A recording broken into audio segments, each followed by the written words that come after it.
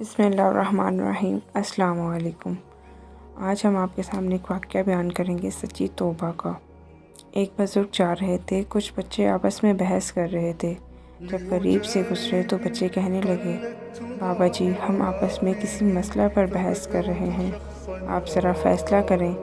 اس نے کہا، بیٹا کیا مسئلہ ہے؟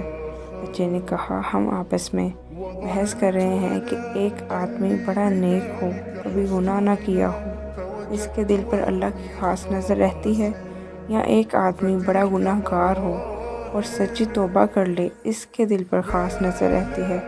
وہ بزرگ فرمانے لگے، بیٹا میں عالم تو نہیں ہوں، تاہم ایک بات میرے تجربے میں آئی ہے کہ میں کپڑا بناتا ہوں، گاڑی چلاتا ہوں، دھاگے ہوتے ہیں، میرے تجربے میں بات آئی کہ جو دھاگا ٹوٹ جاتا ہے میں اسے گرہ لگاتا ہوں، اس کے بعد اس پر خاص نظر رکھتا ہوں کہ دوبارہ ٹوٹ نہ جائے۔